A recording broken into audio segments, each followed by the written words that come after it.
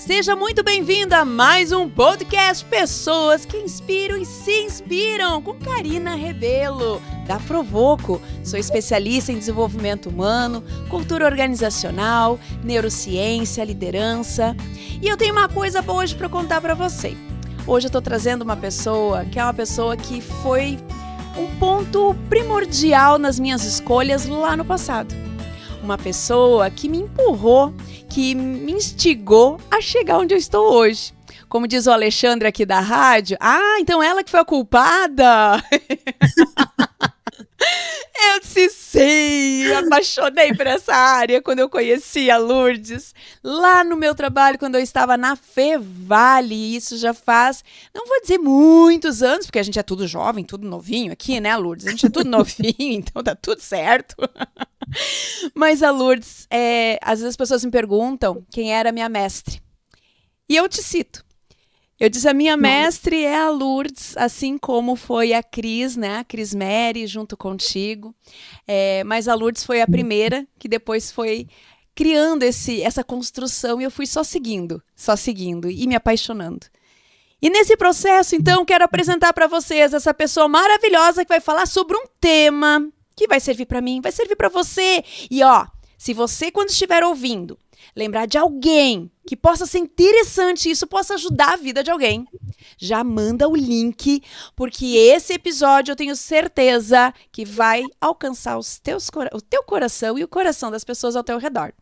Vamos lá, então? Olha o título dele. Renascimento após as mudanças e perdas da vida. Vamos falar sobre luto e a vida, várias vezes o renascer, várias vezes morrer. E nada melhor do que trazer, então, uma especialista para isto. Lourdes Sgaraboto, psicóloga, mestre em psicologia, consultora na área de liderança, equipe de desenvolvimento humano. Apresento para vocês, Lourdes pela Lourdes. Seja muito bem-vinda, Lourdes. É um prazer te ter no nosso canal.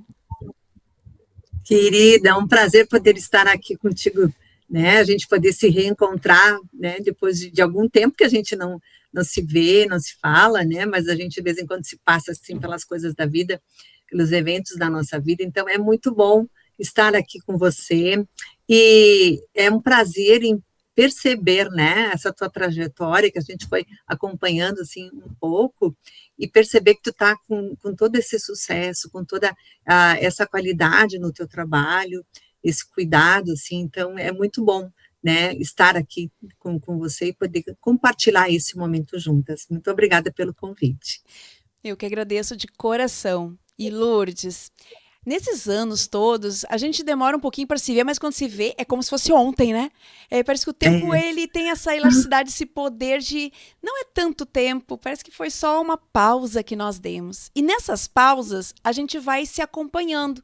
E eu vim acompanhando muito da tua trajetória, os outros grupos que também foram sendo desenvolvidos, outras pessoas sendo tocadas. E, de repente, você vem com uma temática falando sobre luto, se especializando dentro, né, desse contexto, dentro de organizações, dentro da sociedade, trazendo isso com muita propriedade. E isso me instigou muito, porque é algo que lá atrás a gente já falava, e é algo que eu também acredito, que entre, né, ciclos da nossa vida, a gente passa por quantos lutos, muitas vezes? Alguns a gente vive eles e outros não, que vão cobrar um preço ali na frente.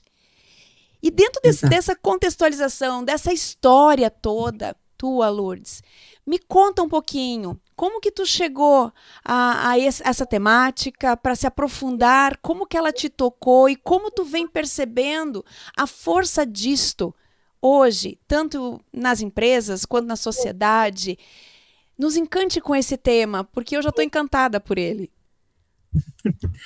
Então, foram dois vieses que me levaram a buscar, né, estudar sobre isso, fazer a formação dentro dessa área. Um viés, porque eu trabalho com mudanças, né, nas organizações há bastante tempo. E aí a gente vê sempre assim, o que acontece que algumas mudanças, ou por que é tão difícil as mudanças realmente acontecerem e serem não só implantadas, mas implementadas e darem os seus frutos, mesmo que elas sejam o melhor a fazer naquele momento para as pessoas. E, ao mesmo tempo, são esses lutos, essas perdas que nós temos, né, que também passei pela vida, né, e todos nós vamos passando, né, no nosso ciclo de vida, e eu encontrei, então, né, esse instituto que dá essa formação realmente há 20 anos, e o Instituto LUSP, que é justamente isso, assim, é um instituto que trabalha realmente, LUSP significa luto, separação e perdas, a sigla significa isso.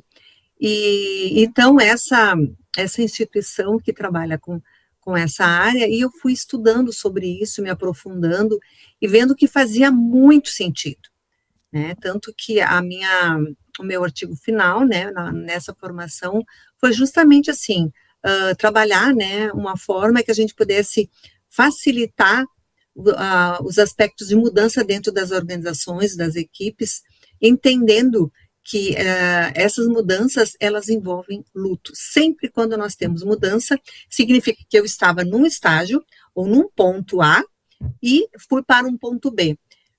As coisas que eu tenho nesse ponto B, por mais melhores que elas sejam, eu também carrego as perdas daquele momento anterior que eu estava. Que não é só nas organizações, é na vida, na nossa vida. Quando a gente entra na adolescência, a gente perde uma porção de coisas que são legais da nossa infância.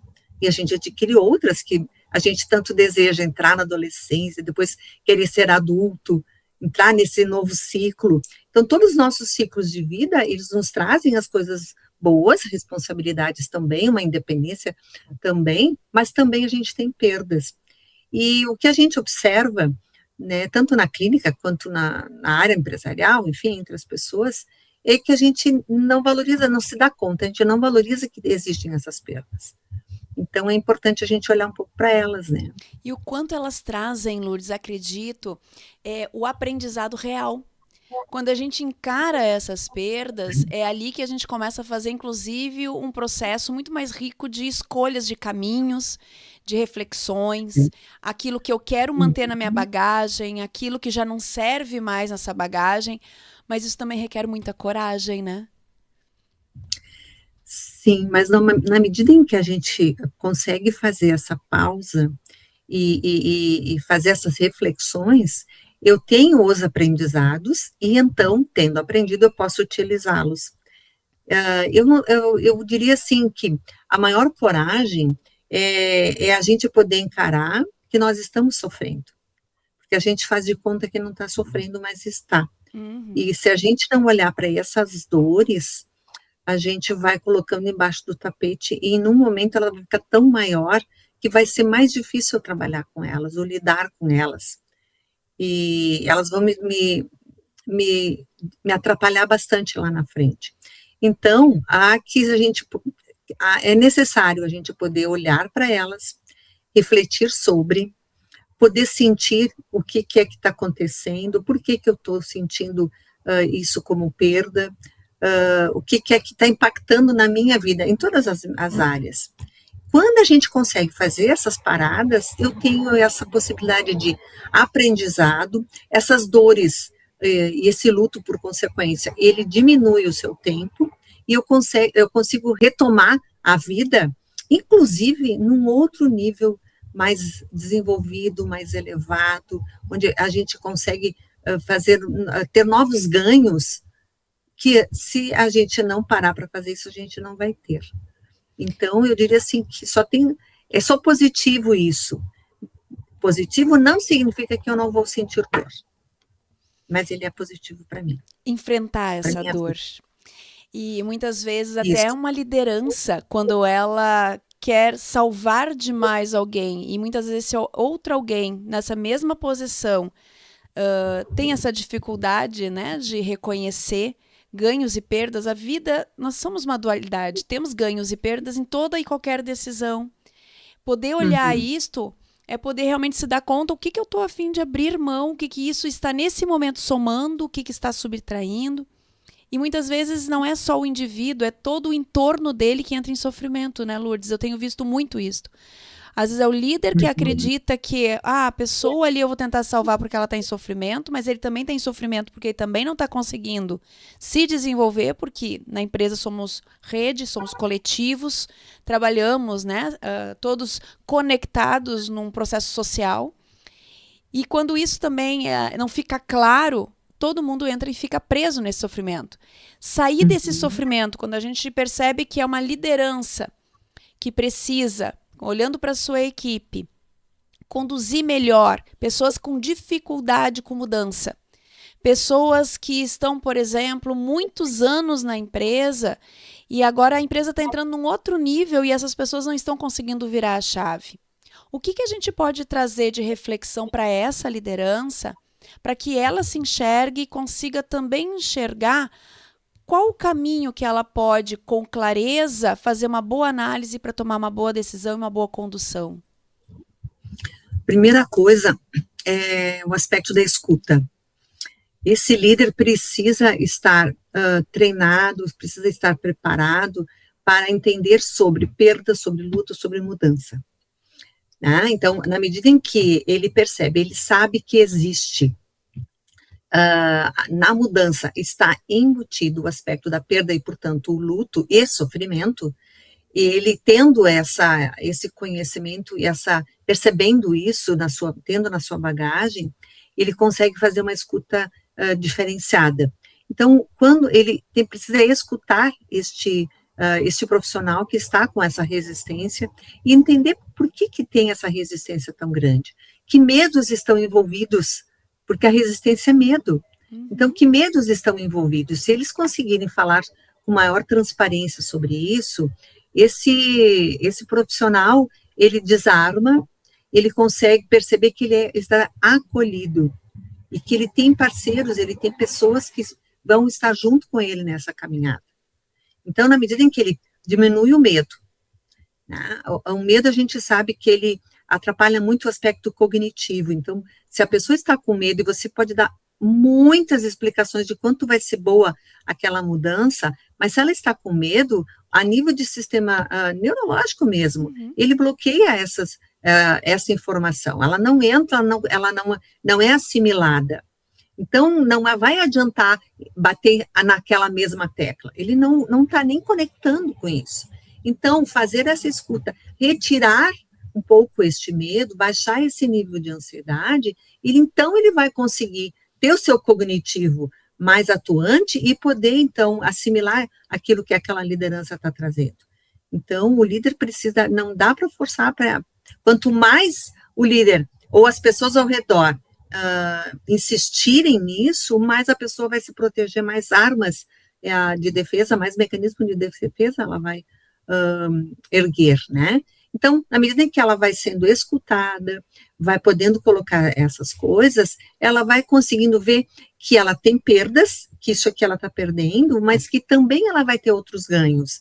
Até ganhos de novos vínculos, ganhos até de qualidade de vida, de novas coisas que ela pode fazer com aquele tempo que antes ela estava demais. Então, é importante a gente poder entender sobre isso. E o líder, na medida em que ele consegue captar isso, ele vai ajudando, olha, estou junto contigo nessa jornada.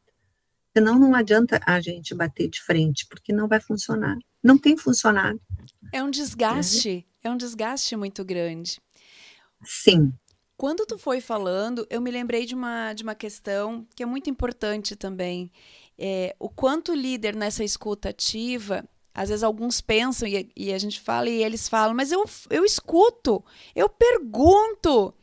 E aí a gente fala, como é que teu corpo também está comunicando? Será que o teu olhar não é um olhar de julgamento a partir dos teus padrões?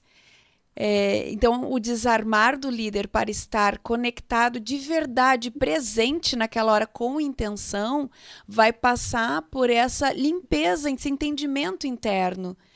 E eu lembro que tu dizia muito uma frase que eu uso até hoje, talvez agora quem me escutar vai saber quem foi a pessoa que me ensinou essa frase, que é, tem ruído, limpa o ruído. Tem o ruído, amplia a tua escuta e olha os outros lados. Tenta ser o mais justo possível e imparcial. Não vá a partir dos seus padrões julgando. Isso. Tem ruído, limpa o ruído, escutando, vendo o outro ponto de vista, o porquê que aquilo para aquela pessoa tem esta conotação, e aí sim a gente consegue conduzir de uma maneira muito mais harmônica em cima daquilo que realmente é o propósito, né? Exatamente, mas assim, para o líder conseguir fazer isso, são duas coisas importantes. Ele precisa saber que isso existe, que é sobre isso que nós estamos falando, ele precisa saber que existe o luto, que não é só quando a mãe e o pai faleceu, ou o filho ou o irmão, né? Isso é um tipo de luto. Mas ele perceber que existe essas coisas que acontecem, então precisa ampliar esse repertório, e através do conhecimento, do próprio aprendizado, primeiro. Segundo, ele precisa conhecer como é que ele lidou com os seus lutos também. Porque quando o outro está no luto, na perda, conecta com as minhas dores.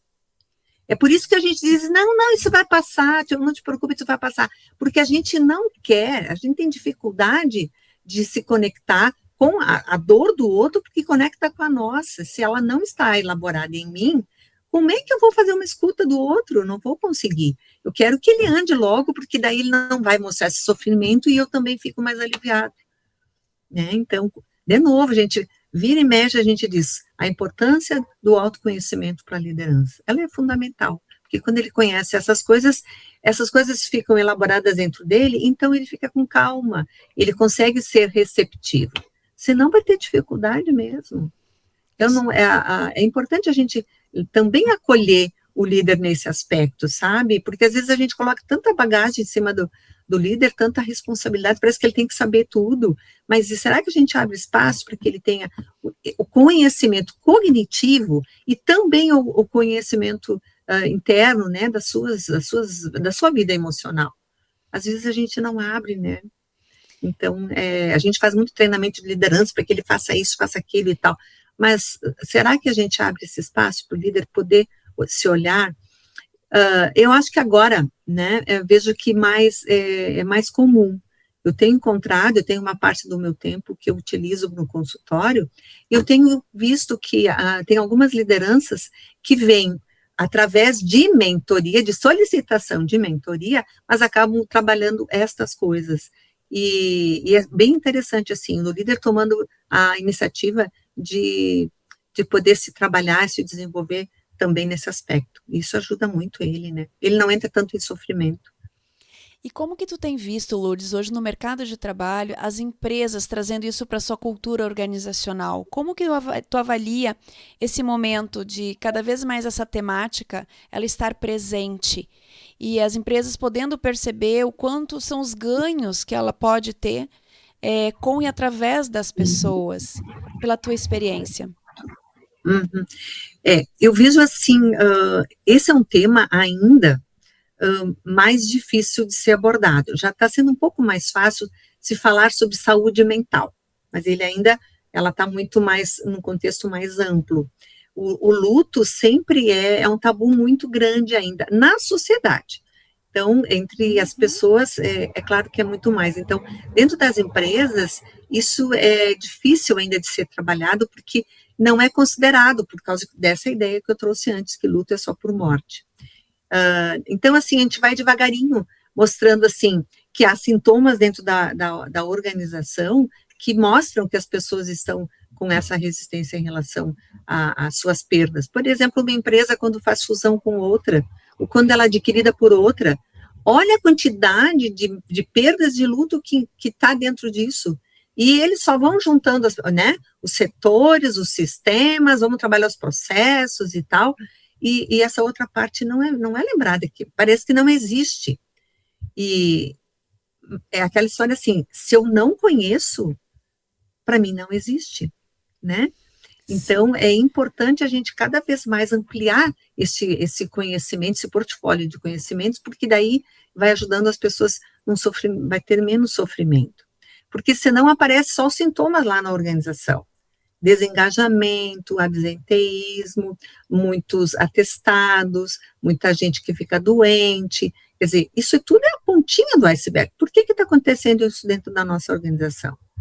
Como é que nós estamos vendo as coisas que estão acontecendo? Mudança de um processo, muda um sistema. que as pessoas estavam fazendo um sistema de TI mesmo, dentro de um sistema agora vai ter que mudar tudo. É uma porção de mudanças. E por que elas são tão difíceis de acontecer? Quantas inseguranças isso provoca na pessoa? Até então eu dominava, até então eu já tinha um fluxo, até então eu já sabia a quem recorrer, eu tinha uma autoridade, uma autonomia já conquistada. Exato. E da hora, assim, ó, de uma hora para outra. Uhum. Vai ter que fazer a virada de chave, que eles dizem. Agora vai ser tudo diferente, vai ser tudo novo. Tá, mas no sistema vai, e mesmo assim ele dá falhas, né? Imagina quem é que comanda esse sistema, que são as pessoas. A pessoa não faz essa mudança tão rápida quanto o aspecto da tecnologia, né? É mais difícil. Mas sempre assim, ó, se a gente conseguir acolher, entender sobre isso, ampliar a nossa percepção a respeito disso, e poder acolher, poder fazer um trabalho diferenciado em relação a isso, muda tudo, assim. Sabe que isso estava me lembrando agora? Uma vez eu dei um curso numa empresa, e era de design thinking, né? Era para aprendizagem de várias técnicas, para que eles pudessem implantar dentro da empresa, porque trabalhando em inovação. E aí, eles iam fazer essa mudança, né, iam colocar um novo sistema.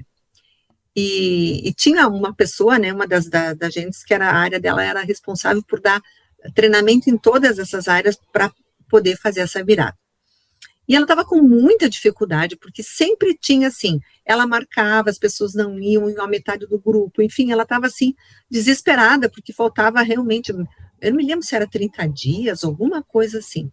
E então, através, né, das ferramentas de design thinking até, a gente foi falando algumas coisas e tal, vendo, e ela conseguiu, olha que ela uma pessoa assim, realmente muito perspicaz, muito acolheu esse olhar, e ela utilizou aquelas ferramentas que ela aprendeu naquele treinamento, que era um treinamento um pouco mais longo, né, mais aprofundado, ela conseguiu fazer uma mudança que eles conseguiram fazer em 20 dias, esses treinamentos que ela estava penando, assim, muito tempo. E aí ela voltou, assim, a gente era por encontros, assim, acho que eram semanais, e aí chegou um tempo em que ela disse, ela chegou, assim, eufórica, né, porque ela precisava, realmente era importante para a organização fazer isso. E ela disse, meu Deus, eu não acredito, isso funciona. Eu achei super legal, porque ela trazendo assim para o grupo, ela disse, gente, isso funciona, é de verdade. Eu consegui acessar as pessoas.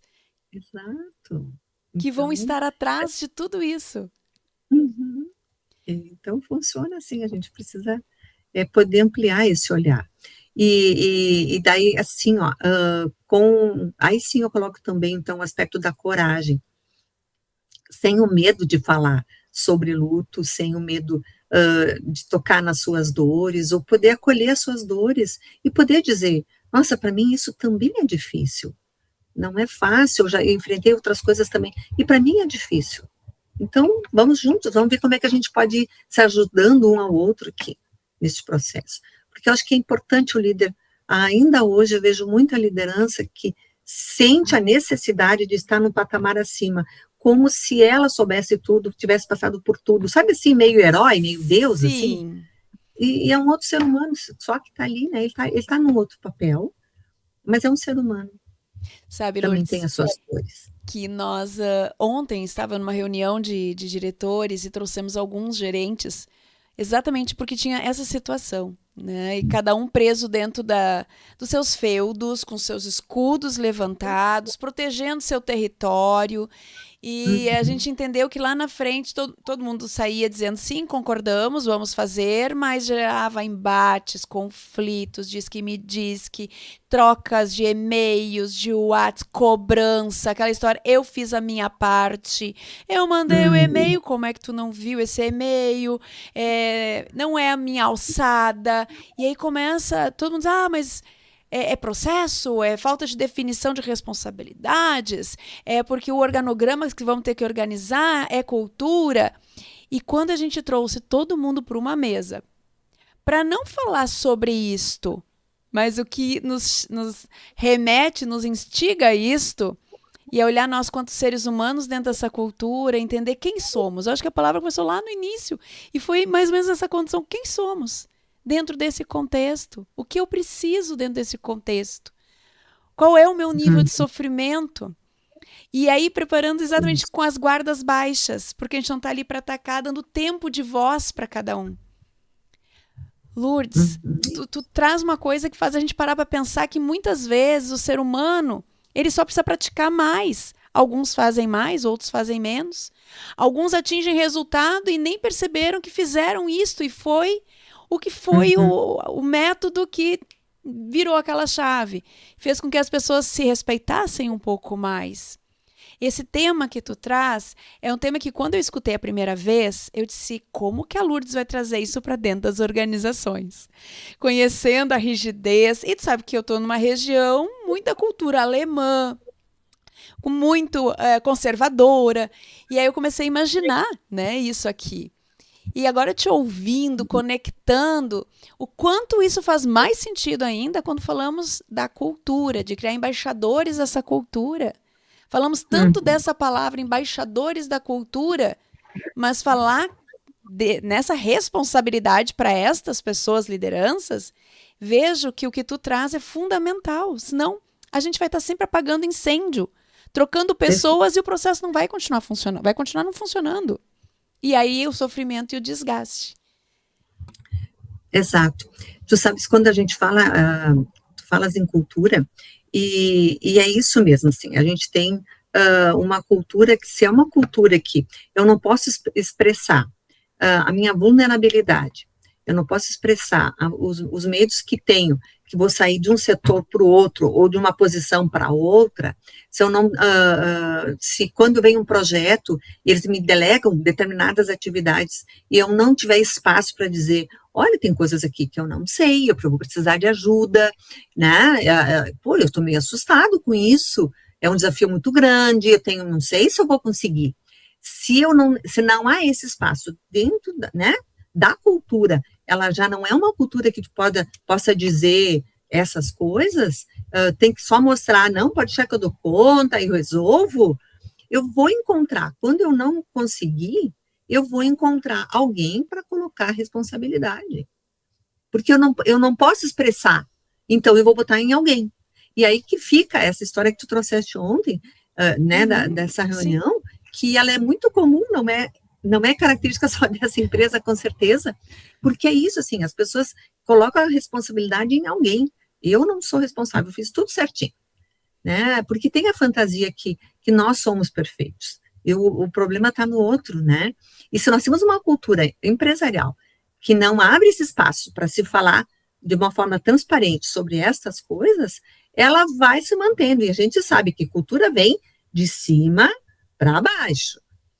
Então, se o próprio CEO mostra que sabe tudo e determina e fica lá fechado na sala dele, e nem se conecta com mais ninguém, nem desce, bem isso, não desce para o nível abaixo, é assim que toda a empresa vai fazer.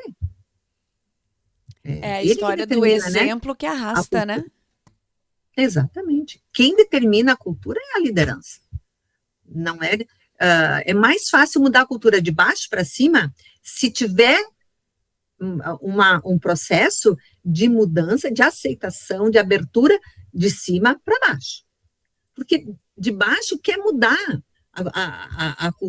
as coisas o mais rápido possível, porque eles é que levam, que sentem as maiores dificuldades, é lá na ponta. Então, se mudar várias coisas para eles colocam, né, que seria positivo.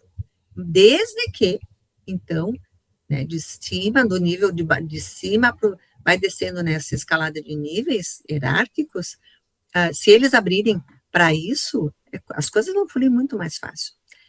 Porém, isso não é simples. Porque cada um quer se manter, tem medo de perder o que já tem, né? Então, quero manter. Eu vou te trazer uma provocação, para a gente pensar, porque eu também não sei a resposta. Muitos medos desses CEOs, esses empresários, esses diretores, é perder o famoso controle. Com isto, ficar tão vulnerável que daqui a pouco a sua liderança fique colocada em xeque, né? Seja questionada. Vejo que é muito esse medo também de proteção, e porque tem uma dificuldade de saber lidar com essa diversidade de gerações dentro das empresas.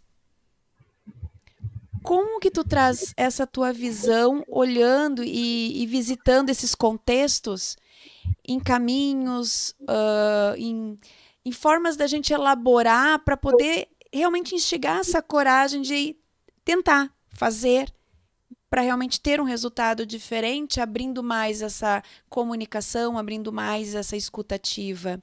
O que a gente pode trazer para instigar a pensar e talvez reduzir um pouquinho desses receios que são tão fortes por uma cultura?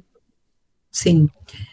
Karina, assim, ó, quando eu tenho uma empresa com uma hierarquia, né, muito sólida, muito rígida, eu tenho, assim, aquela pessoa que é a gerência financeira. Eu tenho ou o diretor que é da área industrial. Enfim, né, eles estão realmente sozinhos nisso. Então, quanto mais subir na hierarquia, mais sozinhos eles ficam.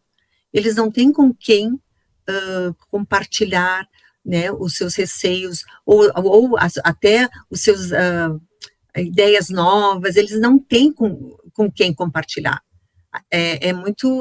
Há muita solidão, né, nos níveis de hierarquia acima.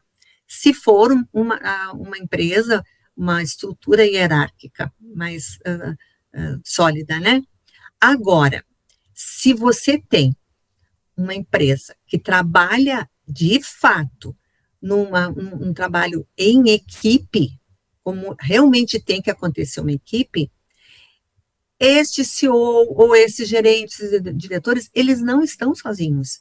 Eles co-responsabilizam as atividades, os desafios, eles estão juntos. Então, é juntos que eles vão compartilhar que dificuldades nós temos, como é que nós vamos resolver, que desafios nós temos que colocar ali na frente. Eles estão juntos. Então, quando todos carregam o piano, ninguém arrebenta as costas. De uma forma bem metafórica. Vamos juntos carregar esse piano. Sim. Aí ele também alivia, quando eles podem ter esse espaço e dizer assim, nossa, será que a gente vai conseguir? Porque vai ter um outro que diz assim, não, a gente vai, olha, a gente já conseguiu, a gente já passou por isso, por isso, por isso. Aí vai ter outro que diz assim, eu lembro, na outra vez a gente fez assim, e a gente também achava que não ia dar, e a gente conseguiu. Não, nós vamos juntos, sempre vai ter alguém que vai estar dando um suporte, uma escuta, que vai abrir esse espaço. Então, eu sou meio suspeita, porque trabalho de equipe, né, é o que eu faço há muitos anos, mas por que eu faço? Porque eu vejo que é isso que funciona. Eu já vi muitas experiências nesse sentido, né, de um diretor, ele só se reunia individualmente com cada gerente da sua área. E quando a gente fez uma atividade, foi super interessante, assim, porque ele viu a atividade não deu certo, porque ele, né, ele era o CEO, ele tinha que resolver, o centro das atenções. Cena, ele pegou os materiais, né, que era para trabalhar todo mundo naquela sala, e ele sumiu. Foi com a equipe dele, ele sumiu. Quando ele apareceu, ele era uma atividade que precisava ser em conjunto, ele fez uma coisa que não tinha nada a ver. Aí ele se deu conta, ele disse, meu Deus, olha o que eu fiz. Na hora ele se deu conta com o grupo, assim. E aí ele disse, gente, é assim que eu lidero vocês. Por isso que a andragogia é maravilhosa, né? A andragogia é maravilhosa. E foi tão maravilhoso, porque ele fez uma mudança de chave tão rápido, porque foi um soco tão no estômago que ele se deu, né? Que, nossa, como as coisas modificaram dentro não só naquela equipe, porque para ele funcionou bem, e aí ele começou a contagiar as demais áreas, e aí, porque ele disse, não adianta só nós sozinhos, a gente faz parte, eles também precisam e tal, e ele foi o embaixador, assim, dentro da organização, de que a gente foi continuando esses trabalhos com os demais, porque realmente era necessário, né? E, então, assim, ó, quem está na hierarquia, de uma forma rígida, uma hierarquia rígida, ele tem uma carga muito grande. Eu tenho compaixão, sabe, por estas pessoas, porque eles têm muito estresse, eles têm uma qualidade de vida muito ruim, e eles se autorresponsabilizam demais, eles não precisam abrir esses espaços sabe? Para ter uma qualidade, eles precisam não só sobreviver, viver. E eles precisam ir aprendendo que eles não vão perder, eles vão ganhar. Se eu compartilhar os espaços, eu não vou perder necessariamente a liderança que tenho. Ela vai ser de um outro jeito, mas ela vai continuar existindo, porque aquele papel de liderança ele é fundamental numa equipe, sempre, né? E isso é ter consciência que vai ter momentos que a gente perde, vai ter momentos em que a gente ganha, vai ter momentos que a gente vai acertar, tem momentos que a gente vai errar e faz parte desse processo de aprendizagem nesse contexto. E aí dá tanta força para as rodas de conversa, né? A questão das mentorias reversas. Enfim, acho que cada empresa vai aí criando, vai moldando para dentro da sua cultura, e eu acho que tu traz isso com uma riqueza tão grande, Lourdes, tão grande, e em detalhes da gente perceber que às vezes, o primeiro encontro deu errado. Será que deu errado? Ou aquilo ali já está nos comunicando algo que é tão comum no dia a dia que não percebemos? Uhum. O que vira cultura, né? Não, sempre foi assim, é desse jeito mesmo. Lá, quando chegar lá perto, a gente consegue. Tá, mas precisa ser nesse sofrimento? A que custo? Né? Que custo?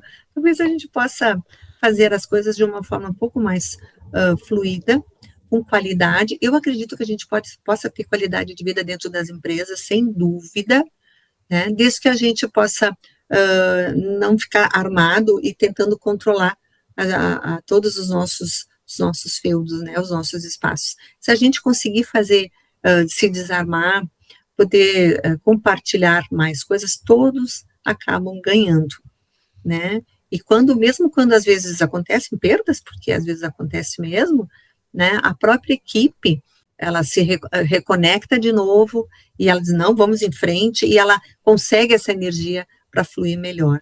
E produtividade está ligado a tudo isso que nós estamos falando. Perfeito. Né? Se a gente conseguir trabalhar dessa forma assim, mais fluida, em que as pessoas todas tenham esses espaços e possam compartilhar, nesse caso, como eu falei agora em equipe, a produtividade aumenta. Isso é básico, né?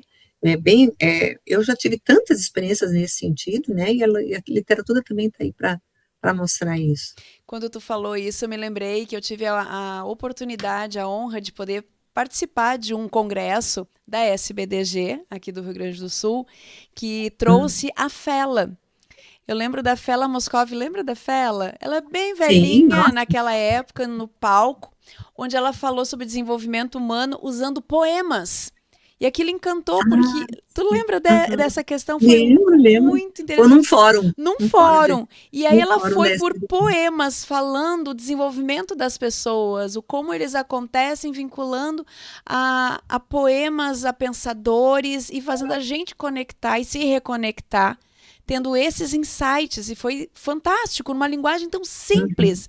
Fela, sendo a Fela, né? Essa luz incrível que ela era. E aí eu lembro, numa das leituras que eu fiz de alguns artigos dela, numa frase que dizia que 80% das respostas que um grupo procura fora está dentro do próprio grupo. E esses trabalhos, isso que tu traz, isso que a gente faz no dia a dia, que eu também acredito muito e é o que rege esses nossos trabalhos, a gente evidencia tanto, né, Lourdes? Tantas coisas que também nos alimentam, mostrando que estamos no caminho certo. Porque é falar do ser humano para o ser humano, de ser humano. Basicamente isso. É poder olhar para outra pessoa que ela é humana e eu também sou. Então, ok. Tá tudo certo. Estamos todos por um objetivo. Vamos alinhar se não estiver e vamos seguir. Isso, e não respeitando. A gente ficar julgando o outro. Exatamente, exatamente. Ai, Lourdes, nosso tempo passa voando. Tô amando essa conversa. Olha como passou rápido esses 40 minutos voando assim, e como foi gostoso te ouvir. Para mim, um grande prazer. Eu tô morrendo de saudade de tomar um café, de poder ir aí agora, ir pra Serra, ou quando tu vier pra cá, me avisa. A gente tá para marcar esse encontro, o Bruno, que nos cobra muito, né? O nosso encontro não sai, tá. Pois é. Mas vai sair. A vida nos engole, né? Então a gente tem que abrir espaço para isso. Exato, né? E a gente vai cada vez mais olhando as nossas rugas e vendo que elas não podem passar por nós. A gente tem que estar à frente para entender de onde elas estão vindo. Lourdes, te agradeço fazer de as coração. nossas escolhas, né? São escolhas que a gente está fazendo na vida, né? Exatamente. Se tu pudesse trazer, assim, uma frase, um pensamento, algo que fechasse tudo isto e que fique para as pessoas até mesmo uma reflexão, o que tu diria nesse momento? Eu acho que seria importante cada um poder olhar para si e poder, com coragem, como tu iniciou trazendo, assim, olhar que sonhos que tive, que não se concretizaram, ou eu abandonei, que em função disso, que perdas eu tive na minha vida e que eu não olhei para elas.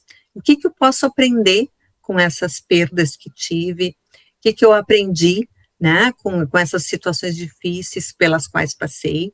Porque a gente precisa ter na nossa mão esses aprendizados, na nossa mão esses sonhos e verificar, eles só são sonhos, eles ainda são válidos, eu tenho como resgatá-los e o que eu posso fazer usando esses aprendizados para contemplar esses sonhos. Nós precisamos continuar vivendo, não só sobrevivendo, em busca de sonhos, em busca de relacionamento humano, porque o que nos mantém é o vínculo que nós temos, esse apego que a gente tem, que faz parte da nossa biologia como ser humano. Então, que a gente possa se olhar, sabe aquele pequeno espaço que a gente pode se olhar, se acolher, para poder seguir em frente. Assim a gente consegue fazer com os outros, senão a gente tem dificuldade de fazer isso com os outros se a gente não fizer com a gente. Ai, obrigada, então, minha amiga. Obrigada de coração. Algo que às vezes eu falo no final dos treinamentos, palestras, é uma fala que eu também aprendi na psicologia transpessoal, que olhar para as pessoas e dizer, eu te vejo. E aí todo aquele grupo, quando ele grita, eu estou aqui. É realmente a gente estar presente, se olhando e também enxergando.